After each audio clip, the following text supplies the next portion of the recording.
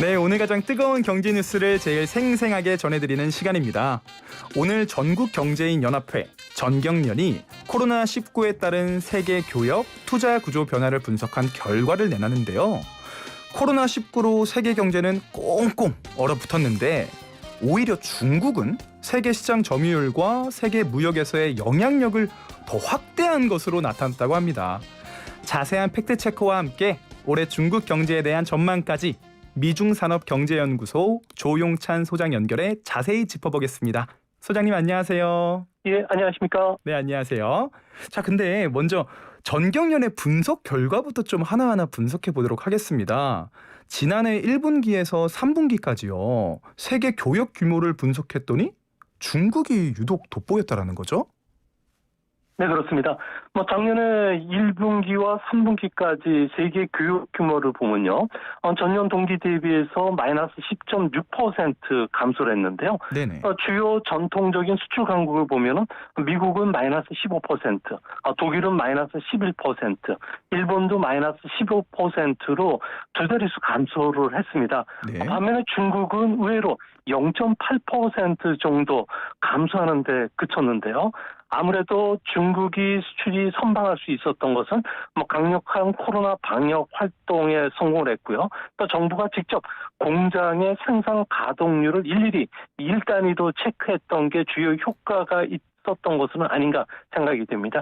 그 중에서도 선진국들이 부족한 방역 물자죠. 마스크나 방역복, 고글, 소독약을 비롯해서 일상용품이죠. 치약이나 비누, 타월, 장난감. 여기에 또한 매구제, 그러니까 재택근무에 필요한 노트북, 가구, 배터리 같은 경우에도 중국밖에 공급해 줄 수 없기 때문에 대량으로 수입했던 게 결정적인 그 중국의 수출 증가세를 하락세를 멈춰줬던 것은 아닌가 생각이 됩니다. 근데 소장님 이제 얘기를 나눠보니까 미국이나 독일이나 했을 때는 10% 넘게 오히려 떨어졌는데 중국이 사실 늘어난 건 아니잖아요. 근데 이제 듣다 보니까 중국이 이제 과거의 성장세만큼 쭉쭉 더 잘 나갔다라기보다는 사실 지금 상황에서 다른 나라들의 교역 감소세가 워낙에 떨어지다 보니까 비교적 선방했다 이런 식의 해석도 가능할까요? 네, 그렇습니다. 선진국들 같은 경우에는 아무래도 코로나로 인해서 화물 물동량 유통뿐만 아니라 생산까지 꽁꽁 발이 묶였는데요. 네네. 중국 같은 경우에는 우한과 관련해서 5월달 이후에는 규제가 해제되면서 생산이 좀 자유스러워졌다는 것도 가장 큰 요인이 되지 않나 이렇게 보여집니다. 아무래도 주요국 가운데서 가장 경제 정상화를 이룰 수 있었던 것은 코로나 바이러스로 그동안의 그 경공업 부분들 같은 경우에는 공장 가동률이 60% 미만이었는데 네네. 이렇게 생산 활동을 빠르게 늘릴 수 있는 유일한 국가가 중국이었다는 점에서 중국이 나홀로 코로나 수출 특수를 만끽하지 않았나 이렇게 보여집니다. 네, 코로나19 확산 방지를 위해서 아무래도 각국이 경제에 이렇게 봉쇄를 해왔잖아요. 그런데 중국 같은 경우는 아무래도 타격이 적었던 게 초기에 잘 막았고 봉쇄까지는 이루어지지 않았기 때문에 아무래도 다른 데보다 조금 선방이 가능했다 이렇게 볼 수 있겠네요. 네, 그런 측면도 있고요. 네. 또한 그 수요 측면에서 보면요. 세계 각국들 같은 경우에는 경제 충격을 최소화시켜주기 위해서 2분기 말부터 집중적으로 자금을 배포했는데요. 네네. 미국을 보면은 1인당 $1,200 현금 지급뿐만 아니라 주당 $600의 특별 실업수당을 줬고요. 독일 같은 경우에는 소상공인에게 최대 15,000유로, 또 홍콩은 1인당 155만 원, 일본도 100엔을 줬고요. 한국도 재난지원금을 줬는데요. 네. 문제는 돈을 쓰려고 쇼핑센터에 나온 소비자들 같은 경우에는 휴지나 생수, 음식이 좀 부족한 상태였다는 겁니다. 이 때문에 재택근무의 무료함을 달래기 위해서는 게임기나 노트북, 스마트폰, 식기, 가구, 장난감 같은 경우가 필요한데 재고가 턱없이 부족하다 보니까 중국 쪽의 그 양판점 회사라든지 소매점 회사들이 중국의 수출 주문을 넣으면서 3분기부터 중국의 수출이 크게 늘어났던 것도 이에 가장 결정적인 영향을 끼치지 않았나 생각이 됩니다. 보니까 3분기에 유독 이렇게 수출이 플러스로 돌아섰던데 그런 내용이겠네요. 그리고 기사를 보니까 중국이 지난해 외국인 직접 투자가 증가했다라고 하는데요. 이게 중국의 세계 무역 영향력 확대에 일조했다. 전경련에서는 이런 해석을 내놓았는데 소장님께서는 이걸 어떻게 받아들이시나요? 네, 대중국 투자를 주도했던 회사들 같은 경우 테슬라의 그 전기 자동차 네. 그리고 유럽과 일본의 자동차 투자들이었는데요. 대부분 중국 내수용 투자들이었습니다. 하지만 반대로 미국을 비롯해 서방 국가들 같은 경우는 중국산 반도체에 대한 거래 규제뿐만 아니라 화해에 대한 통신 장비, 단말기에 대한 수입을 중단시키는 조치를 했기 때문에 오히려 첨단 제품과 관련된 진입 문턱이 더 올라갈 수밖에 없었던 상황입니다. 이 때문에 이제 앞으로 중국과 관련된 이런 특수는 작년에 그칠 가능성이 있고 일상으로 들어온 시점에서는 중국 제품의 점유율은 다시 예전처럼 13%대까지 떨어지지 않을까 보여집니다. 네. 전경련의 오늘 발표에도 사실 숨은 행간을 좀 굳이 찾자면 중국은 이 어려운 코로나19 시대에도 기업들이 기업하기 좋은 환경을 만들어서 세계 경제의 영향력을 확대하고 있으니 우리나라 정부도 이 점을 좀 주목해서 기업들에게 규제 완화나 친기업적 정책을 더 실행하라. 저는 좀 이렇게 읽히더라고요. 소장님 생각은 좀 어떠신가요? 네, 이번 한 번의 보고서로 보면 그런 이야기들이 맞는데요. 하지만 네. 정경련이 지금까지 꾸준하게 내놓는 보고서들을 보면 큰 의미에서 두 가지 흐름이 있습니다. 네. 이재용 삼성전자 부회장 구속으로 인해서 오너 부재가 중국이 이렇게 막 추격을 해오는데 우리도 공격적인 설비 투자뿐만 아니라 장비 도입 그리고 부품 소재 국산화 전략을 짤 수가 없게 되고 있기 때문에 네. 이 어려워진 우리 경제를 되살리기 위해서는 경영권의 불투명성을 해소시켜 줘야 된다는 의미가 있고요. 네네. 두 번째로는 중요한 부분인데요. 이번 주 일요일 날 14일이 되면은 미중 제1단계 무역 합의가 발효된 지 꼭 1년이 됩니다. 네. 중국 같은 경우에는 미국에 약속했던 목표 그 수입 달성률이 60% 미만으로 나왔는데요. 이렇게 되면 바이든 행정부가 앞으로 대중국과 관련해서는 3,700억 달러의 제재 관세를 다시 부과하게 됩니다. 이것뿐만 네. 아니라 앞으로 동맹국과 함께 D10 구상을 지금 주장을 하고 있는데요. 5G 통신망에서 중국 제품을 제외하든지 또 첨단 기술 유출 방지와 관련해서 기술 연합을 결성하자고 미국을 비롯해 서방 국가들이 우리에게 요구를 하고 있다고 합니다. 이런 상황 속에서 김치나 한복, K-팝을 자신의 것이라고 주장하는 중국이 네. 수출 시장까지 이렇게 취급해오고 있으니 빨리 국민과 기업은 경각심을 갖고 아무래도 이에 대처하라는 의도가 깔려 있지 않나 생각이 듭니다. 얘기를 나눠보니까 정말 좀 경각심을 좀 가져야 될 것 같은 게 우리나라의 수출도 좀 살펴보면 정경련은 올해 세계 교역이 전체적으로 7에서 8% 정도 늘어날 것으로 내다봤는데요. 좀 좁혀서요. 우리의 대중 수출은 어느 정도나 좀 늘어날 것 같으신가요?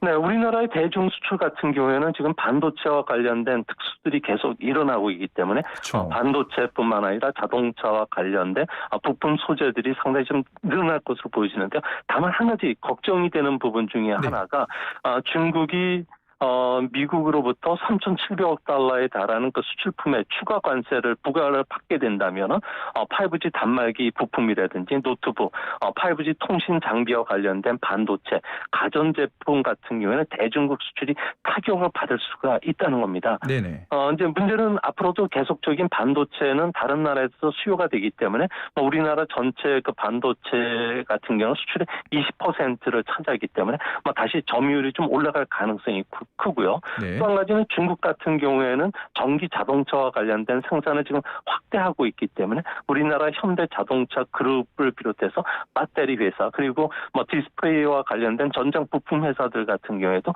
올해는 계속 수혜를 받지 않을까 생각이 됩니다. 네, 얘기를 계속 나누다 보니까 5G 얘기를 이렇게 빼놓고 얘기를 할 수가 없는데요. 지금 중국 내에서 우리가 기업들이 들어갈 타이밍이다. 5G를 위해서. 근데 또 제약이 생길 수도 있잖아요. 아무래도 그런 게 좀 아직도 코로나19 상황일까요?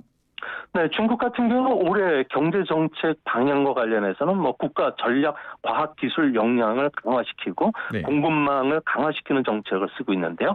이 때문에 앞으로 신형 인프라 사업과 관련된 부분들도 본격적인 투자가 됩니다. 특히 5G 기지국 같은 경우에는 작년 12월 말까지 72만 곳을 건설했는데 앞으로도 계속 건설해 나갈 것으로 보이고요. 또 네. 5G 단말기와 관련된 출하도 작년에 1억 6천만 대였는데 세계 시장 점유율이 67%인데 앞으로 5년간은 세계 시장 점유율이 50% 가까이 되기 때문에 우리나라 반도체뿐만 아니라 단말기 부품들의 대중국 수출도 꾸준하게 늘어나지 않을까 보여집니다.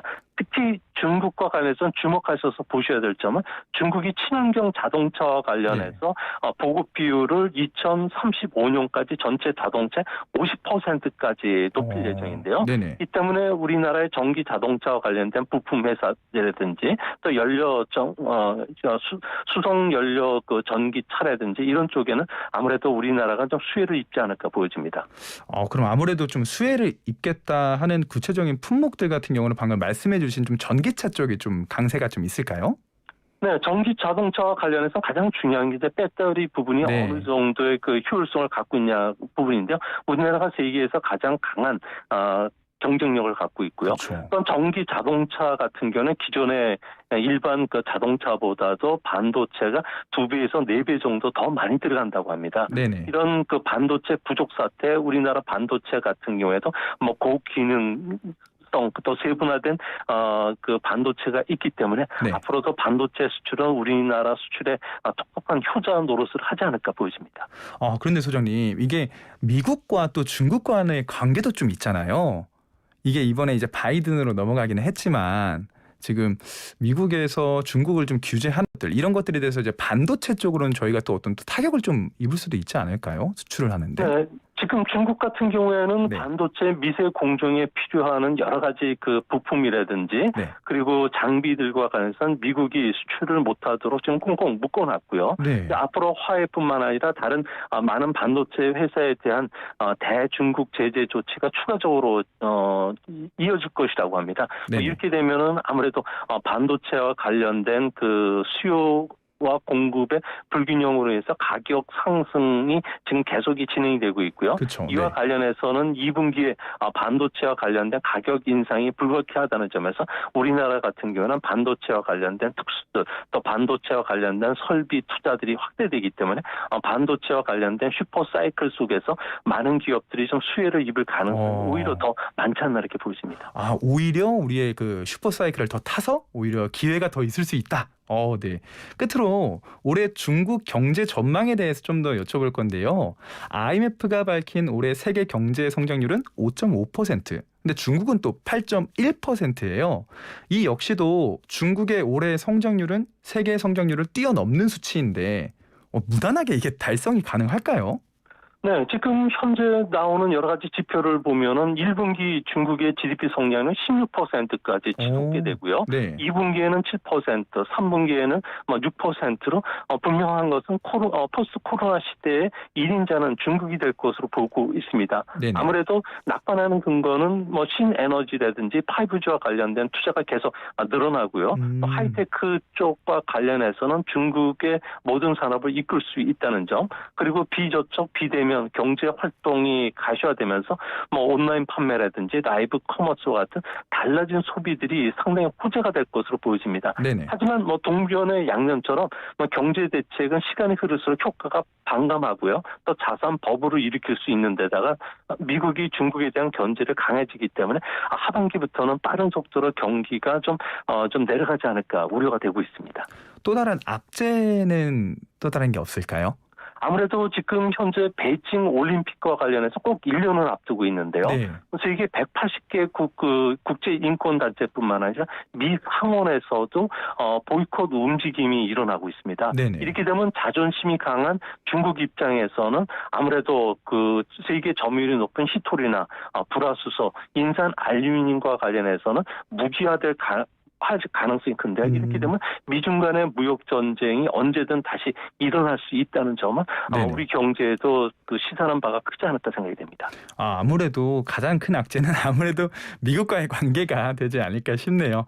네, 오늘 말씀 여기까지 듣겠습니다. 너무나 좋은 말씀해 주셔서 감사드리고요. 미중산업경제연구소 조용찬 소장이었습니다. 소장님 감사합니다. 예, 감사합니다.